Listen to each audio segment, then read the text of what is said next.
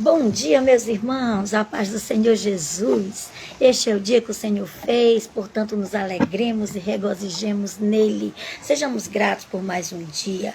Hoje, dia 20 de maio de 2026, o nosso devocional Café com Palavra tem como título Um Tesouro Mais que Precioso. Que tesouro é esse? É um tesouro que o Senhor tem nos dado, que está dentro de nós, para ser compartilhado com outras pessoas. Bom dia, Meirinha, paz do Senhor. Estou aproveitando que a Emanuelzinho dormiu ali e estou aqui para fazer o devocional. Está me ouvindo bem, Meirinha? Me confirma aí se está me ouvindo. Porque eu acho que eu estou com o fone de ouvido ligado. Espera aí só um instantinho que eu vou ali pegar o fone.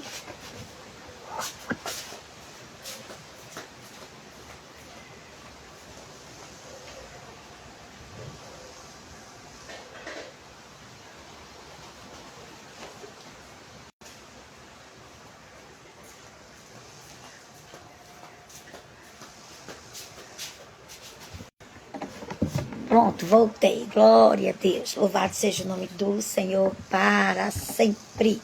Chegamos no capítulo 15 de Atos dos Apóstolos. A igreja continua crescendo, a igreja continua se multiplicando. E quando a igreja cresce, também surgem os problemas. Começam a vir as discussões, os desentendimentos. Uns defendem uma coisa, outros defendem outra. Uns entendem de um jeito, outros entendem de outro.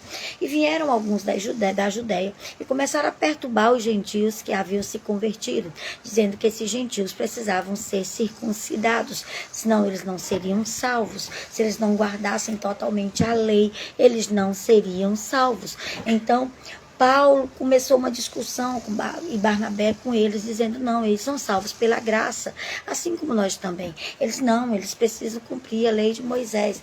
Então, Paulo decide ir até Jerusalém, onde os apóstolos estão reunidos, e levar essa questão.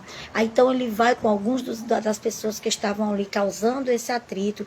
No caminho, eles passam por algumas cidades, como Samaria, e por alguns outros lugares, falando da grandeza do que Deus tem feito entre os gentios, que muitos têm se convertido e grandes prodígios têm sido realizados entre eles. Quando eles chegam em Jerusalém, são recebidos com grande alegria pelos apóstolos. Os apóstolos os recebem e começa ali uma reunião. Essa reunião é chamada o primeiro concílio de Jerusalém. E eles começam ali essa reunião e começa essa discussão sobre isso, se tem que ser circuncidado, se não tem que ser circuncidado. Então Pedro toma a palavra e diz, irmãos, vocês sabem que Deus me escolheu em primeiro lugar a mim para levar a palavra aos gentios. Vocês lembram quando eu entrei ali na casa de Cornélio e falei do amor de Deus, antes mesmo dessas pessoas dizerem sim, antes mesmo delas se arrependerem, em vista de todos, eles foram cheios do Espírito Santo.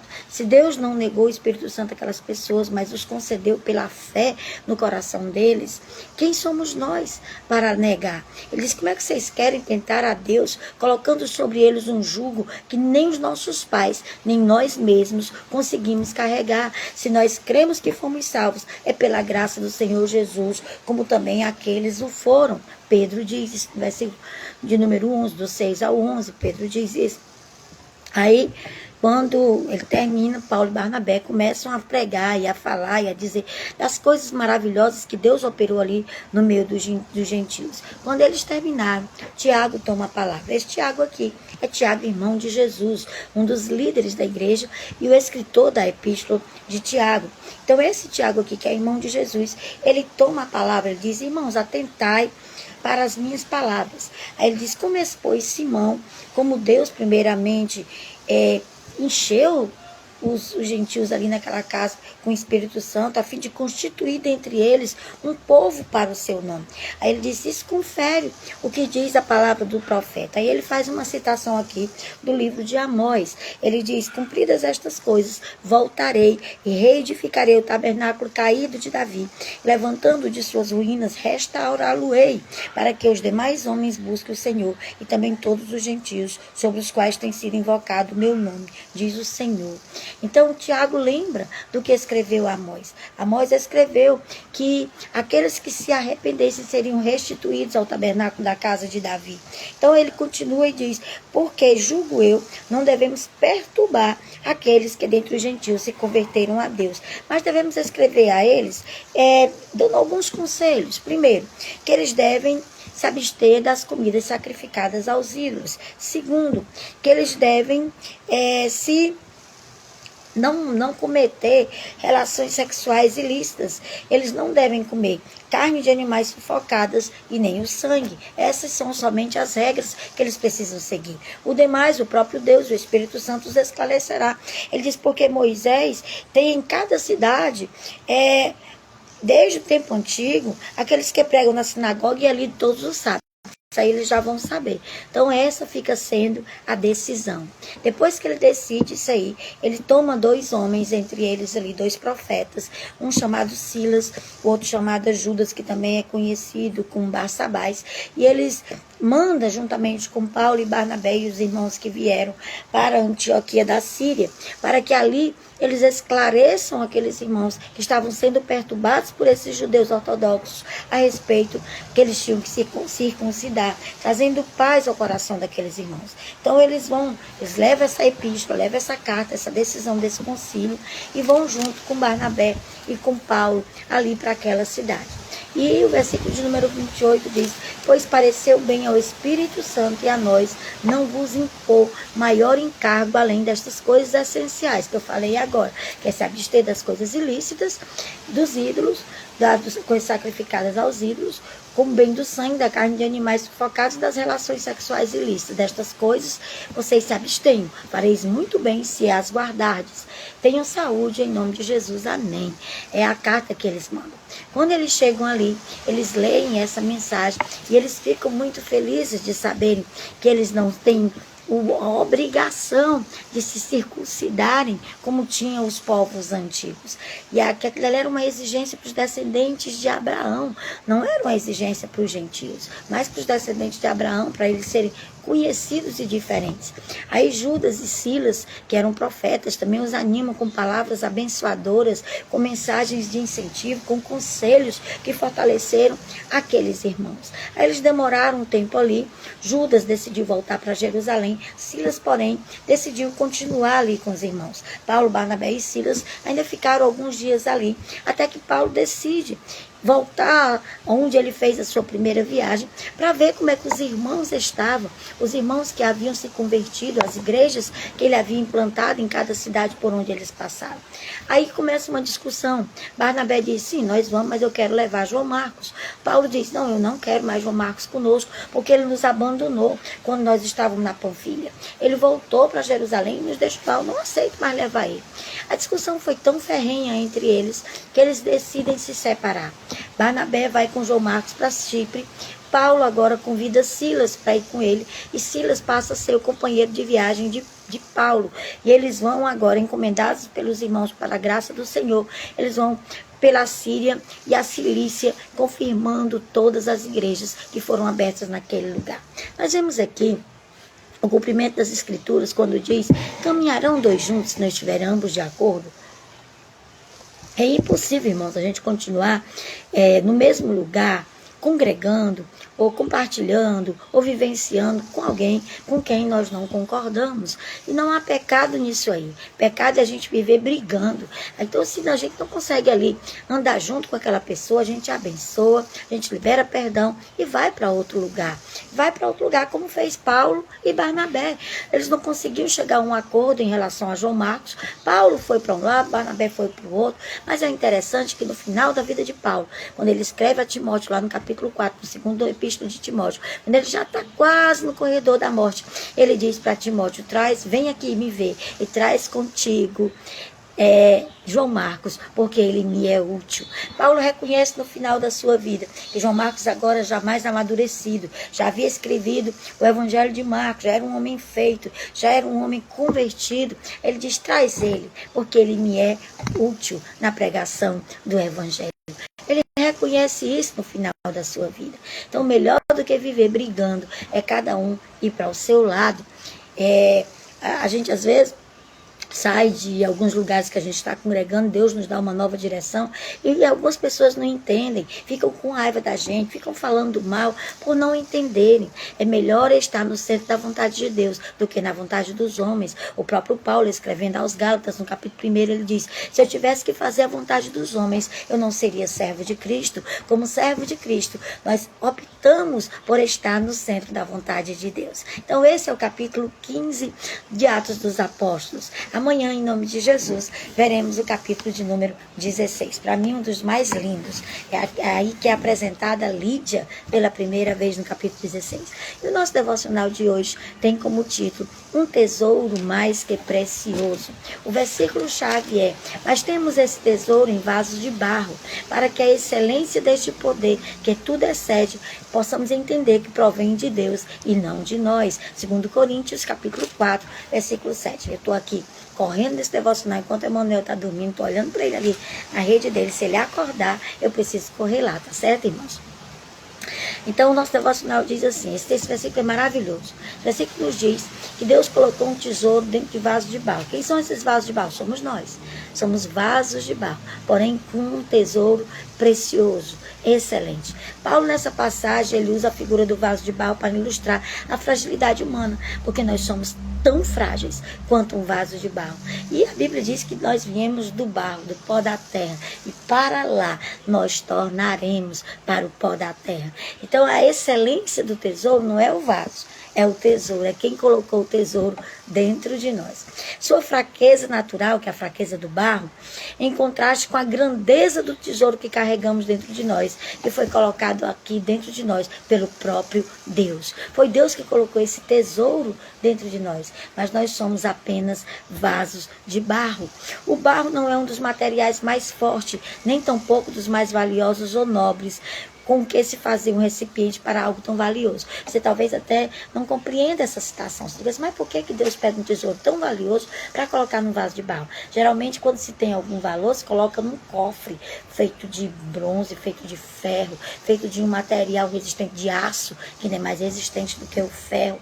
E se coloca lá, com tranca, com senha, com chaves, porque é precioso. Mas o Senhor pegou um tesouro preciosíssimo e colocou em nós, que somos meros vasos de barro.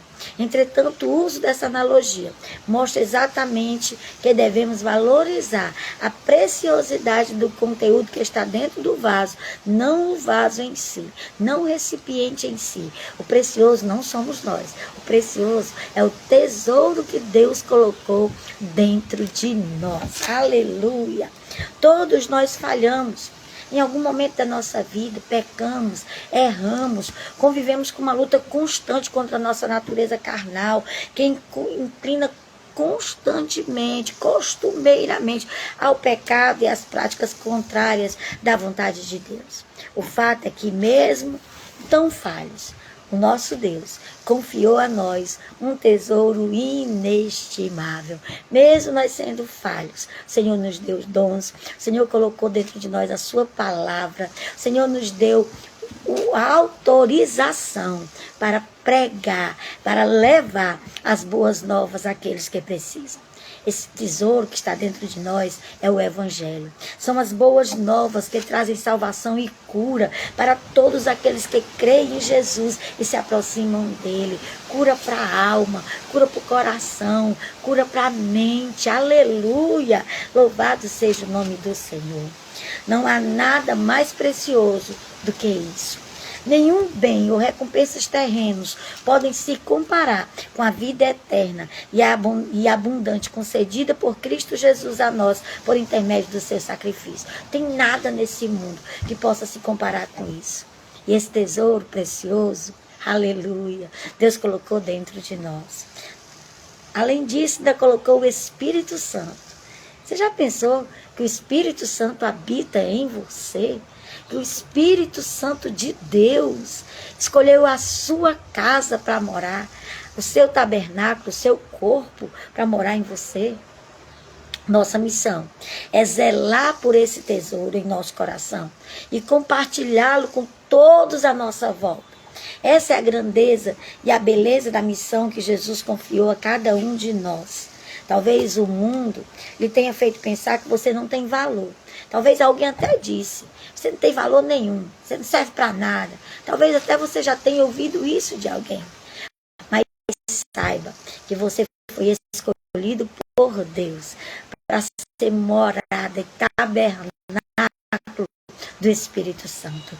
Dentro de você foi colocadas as boas novas da salvação, para que você possa compartilhar com outras pessoas. Aleluia, glória a Deus. Talvez alguém fez você pensar que a sua vida não tem significado, mas a partir de hoje, saiba que aquilo que há de mais valioso no mundo foi confiado a você.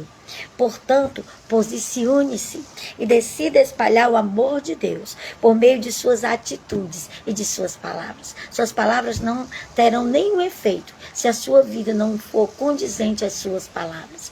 Então, viva, prega um evangelho com a vida, prega um evangelho sem precisar muitas vezes dizer nenhuma palavra. Seja presença de Deus aonde você estiver. Não se limite ou ignore isso, mas saiba que você tem um grande chamado. O Senhor chama você, convoca você hoje para ser um anunciador de boas novas. Alguém que espalhe o seu amor por onde você passar. E Deus pega essa excelência e coloca dentro de nós frágeis vasos de barro. Assim como o oleiro, ele pega o barro e ele faz um vaso. O Senhor pegou o barro e nos fez vasos. Muitas vezes nós quebramos, muitas vezes nós pecamos, rachamos o vaso. Mas o Senhor pega, amassa de novo. Ele não faz remendo, ele faz um vaso novo. Aleluia, glória a Deus.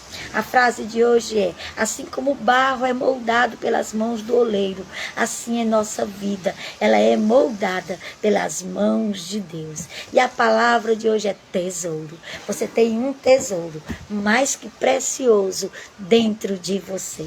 Preserve esse tesouro e conserve e compartilhe com outras pessoas. O amor de Deus que foi derramado no nosso coração pelo Espírito Santo é para ser compartilhado com aqueles que precisam. Amém, meus irmãos?